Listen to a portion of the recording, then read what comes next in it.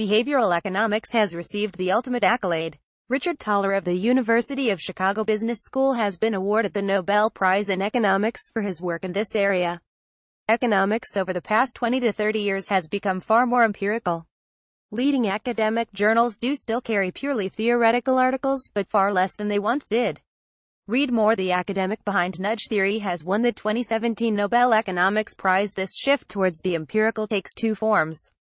Major advances have taken place in the heavy-duty statistical theory of analyzing large-scale databases containing information on individuals and their decisions.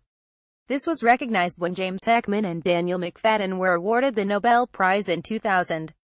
Behavioral economics is much less technical. In any given situation, the decision which a purely rational person would take is identified. We then look how people actually behave, and see if there are any deviations from the rational way of doing things. Perhaps the main finding of behavioral economics is so-called prospect theory, first set out nearly 40 years ago by Daniel Kahneman. In essence, prospect theory says that people dislike making losses more than they like making gains of the same amount. Another important discovery is that, when weighing up how to value future costs and benefits, people often place much more weight on the present and very immediate future than standard economic theory assumes. Last month I wrote about how this helps to explain the reluctance of electorates to deal with climate change. These two results are backed by large amounts of evidence obtained in a range of different contexts.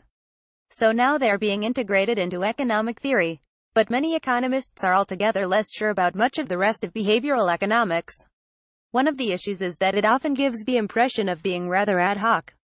No reason is given as to why people in one situation appear to behave rationally, but in another they do not.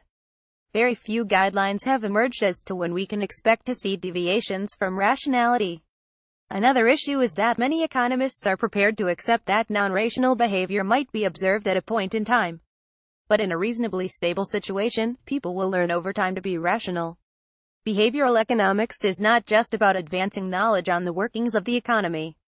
Policymakers have become interested. Cass Sunstein, Thaler's colleague, served in the Obama administration as head of the Office of Information and Regulatory Affairs. David Cameron set up the so-called nudge unit in his government based on Thaler's ideas.